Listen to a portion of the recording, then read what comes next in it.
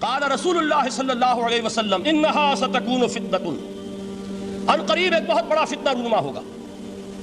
حضور نے خبر دی فتنے کی۔ حضرت علی فرماتے اس پر میں نے عرض کیا، میں نے عرض کیا مل مخرج منہا یا رسول اللہ، اے اللہ کے رسول اس سے نکلنے کا راستہ کون سا ہوگا؟ دیکھیے یہ لکھا ہوا ایگزٹ، نکلنے کا راستہ، اور عام طور پر آپ نے دیکھا ہوگا بڑے ہالز میں یہ سرخ روشنی ہوتی ہے، اس میں اس کا اہتمام کیا جاتا ہے کہ اگر خدا نہ خواستہ کو حادثہ ہو جائے لوگوں کو معلوم ہو نکلنے کا راستہ کون سا، یہ مخرج ہے۔ حضور نے خبر دی کہ فتنہ ہوگا۔ تو دیکھیے میں ایک بات عرض کیا کرتا ہوں، ذرا توجہ کیجئے، ہمارا حال کیا ہے؟ ہم بڑے ریشنلسٹ قسم کے لوگ ہیں، یہ زمانہ ریشنلزم کا ہے۔ اگر ہم ہوتے تو کیا پوچھتے؟ وہ فتنہ کیا ہوگا، کیوں ہوگا، کہاں سے آئے گا؟ ہمارے سوال یہ ہوتے ہیں، کب آئے گا، کیوں، کہاں، کب، کیسے؟ ان سب کی حیثیت علمی سوالات کی ہے۔ بھائی کب آئے گا ایک علم ہے، کیسے آئے گا علم ہے، کہاں سے آئے گا علم ہے، لیکن اصل جو عملی اعتبار سے اہمیت والی شے ہے، بچاؤ کا راستہ کون سا ہوگا محمد الرسول اللہ، یہ بتائیے ہم۔ مل مخرج منہا یا رسول اللہ، حضرت علی نے یہ نہیں پوچھا فتنہ کیا ہوگا، کہاں سے آئے گا حضور، کیوں آ جائے گا، کب آ جائے گا، نہیں، مل مخرج منہا یا رسول اللہ، اے اللہ کے رسول یہ بتائیے کہ جب وہ فتنہ رونما ہوگا تو نکلنے کا راستہ کون سا ہوگا؟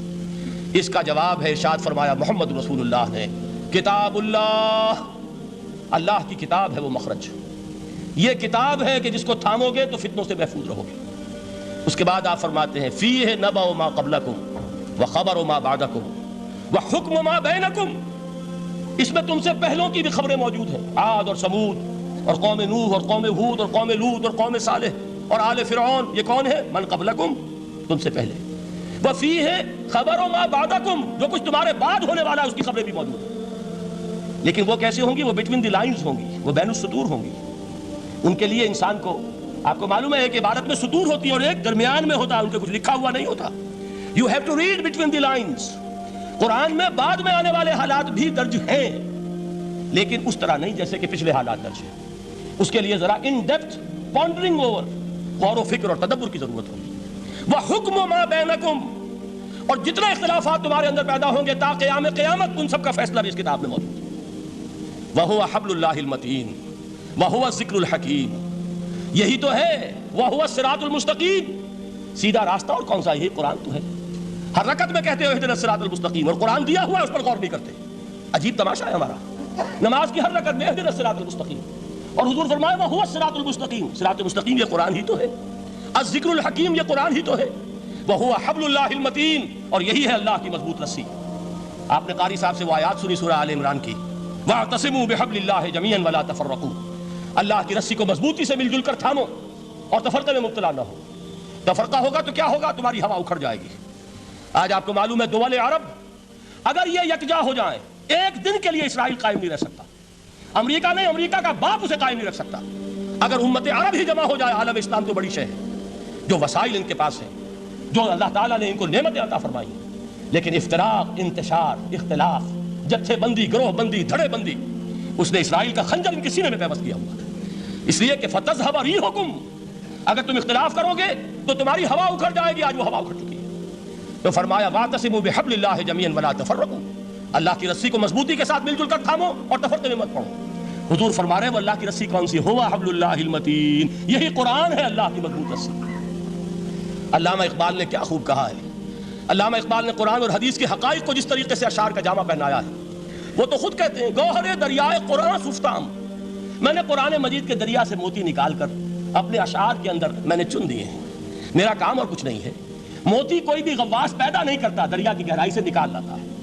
یہ میری حکمت نہیں ہے جو میرے اشعار میں ہے، یہ میں نے قرآن مجید کے دریا میں غوطہ زنی کر کے اس سے یہ موتی نکالے۔ گوہر دریائے قرآن سفتام۔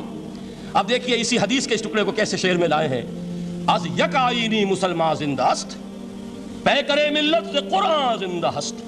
مسلمان کی زندگی تو ایک آئین کے بدولت ہے، یہ آئین قرآن، جو کہا تھا کبھی قائد اعظم مرحوم نے جب پوچھا گیا تھا کہ آپ کے پاکستان کا دستور کیا ہوگا، کیا فرمایا تھا؟ یاد کیجئے کہ ہمیں کسی نئے دستور کی ضرورت نہیں، ہمارا دستور 1400 برس پہلے طے ہو چکا ہے۔ یہ ہماری بدقسمتی ہے جو کچھ کہا تھا قائد اعظم نے کہ God has given us a golden opportunity to prove our worth as architects of a new state and let it not be said that we didn't prove equal to the task۔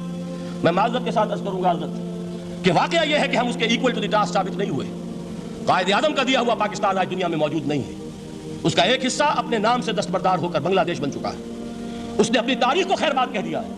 حالانکہ مسلم league کی جنم بھومی ڈھاکہ ہے. 1906 میں ڈھاکہ میں مسلم league نے جنم لیا تھا. اور اگر وہ صرف ہم سے علیحدہ ہوتا یہ اکیلا صدمہ ہوتا. لیکن یہ کہ اس نے جب نام بدلا ہے در حقیقت اس نے اپنے تاریخ سے اپنے پس منظر سے استعفیٰ دیا. یہ ہمارا دوہرا ہمارے لیے صدمے کی بات ہے. کیا 2 یمن موجود نہیں ہیں؟ ان میں سے کوئی ایک بھی اپنا نام چھوڑنے کو تیار ہوگا؟ کیا 2 جرمنی دنیا میں موجود نہیں ہیں؟ کوئی ایک بھی ان میں سے اپنا نام چھوڑے گا؟ کیا 2 کوریا نہیں ہیں؟ 2 ویتنام نہیں ہیں؟ تو کیا 2 پاکستان نہیں ہو سکتے تھے؟ ہو سکتے تھے.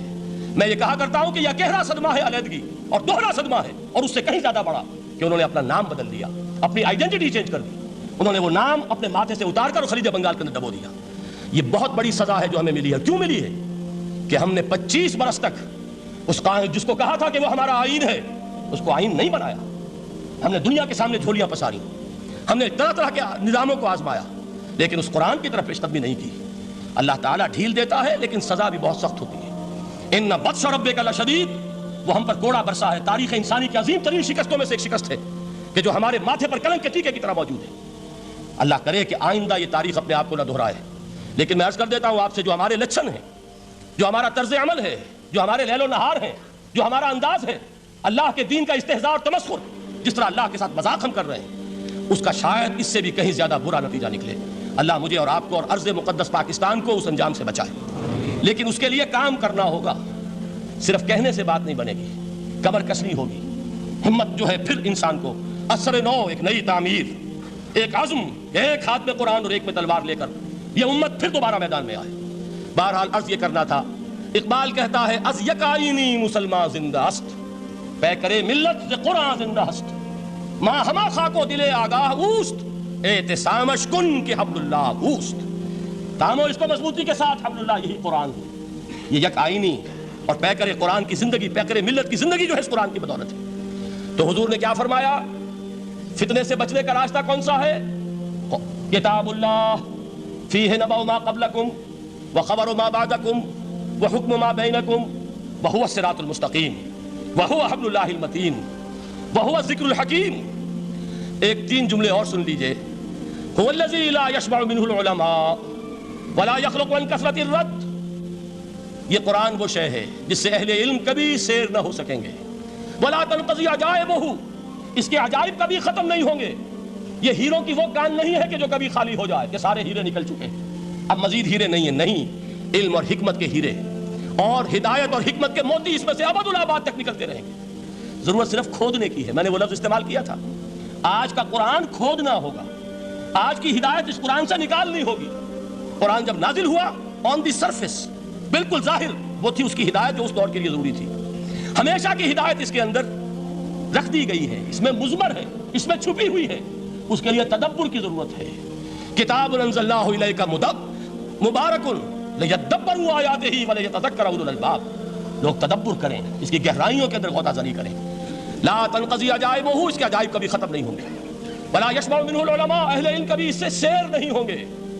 آپ کو سخت بھوک لگی ہوتی ہے اور کھانا کھانے کے تھوڑی دیر کے بعد اب آپ کا ہاتھ رک جاتا ہے, سیر ہو گئے. بہترین کھانا ہے لیکن نہیں کھا سکتے. اگر عام حالات میں وہ آتا تو کبھی نہ چھوڑتے, لیکن اب وہ آپ کا میزبان کہہ رہا کچھ اور لیجیے, تناول فرمائیے ذرا. یہ بھائی نہیں, میں اب بھر چکا. یہ آپ کہتے ہیں کہ نہیں؟ حضور فرمایا یہ قرآن وہ شے نہیں ہے جس سے اہل علم کبھی سیر ہو سکے. ان کی پیاس بڑھتی چلی جائے گی, ان کے اندر quest of knowledge, search for wisdom بڑھتی چلی جائے گی. کبھی بھی انسان یہ محسوس نہیں کرے گا کہ مجھے جو لینا تھا میں لے چکا, بلکہ یہ کہ جیسے جیسے قدم آگے بڑھیں گے تہذیب کے, تمدن کے, علم کے, اتنے ہی قرآن جو ہے وہ آگے بڑھتا چلا جائے گا ہر دور کی رہنمائی کے لیے. لا تنقضی عجائبہ ولا یخلق عن کثرت الرد, بار بار کے پڑھنے سے اس پر بوسیدگی طاری نہیں ہوگی. دنیا کی اور کتابیں ہیں, 1 دفعہ پڑھ لیں گے, 2 دفعہ پڑھ لیں گے, 3 دفعہ پڑھ لیں گے, 4 دفعہ پڑھ لیں گے, پھر جی نہیں چاہے گا. لیکن یہ کتاب وہ ہے. امام شافعی کا میں واقعہ آپ کو سناتا ہوں. وہ یہ کہتے ہیں کہ ایک مرتبہ میرے ذہن میں یہ سوال آ گیا کہ اجماع کے لیے بھی قرآن مجید میں کوئی سند ہے, دلیل ہے؟ سب مانتے ہیں کہ اجماع جو ہے سورس ہے قرآن کے اسلامی قانون کی, جس پر کہ امت کا اجماع ہو جائے. تو کہتے ہیں میں نے 300 مرتبہ قرآن پڑھا اول سے آخر تک صرف اس دلیل کی تلاش میں. 300 مرتبہ مجھے نہیں ملی. 301ویں مرتبہ جب پڑھ رہا تھا مجھے روشنی مل گئی. وہ یبتغی غیر سبیل المومنین کے جو الفاظ آئے ہیں, نولہ ما تولی ونصلہ جہنم, جو کوئی شخص مسلمانوں کے راستے کو چھوڑ کر کوئی اور راستہ اختیار کرے گا ہم اسے اسی کے حوالے کر دیں گے اور جہنم میں پہنچا دیں گے. معلوم ہوا مسلمانوں کا جس پر اجماع ہو جائے اس کو بھی ایک سند حاصل ہے. یہ مسلمانوں کا مجمع علیہ ایک راستہ ہے، اس کو بھی ایک سند اور دلیل کی حیثیت حاصل ہے.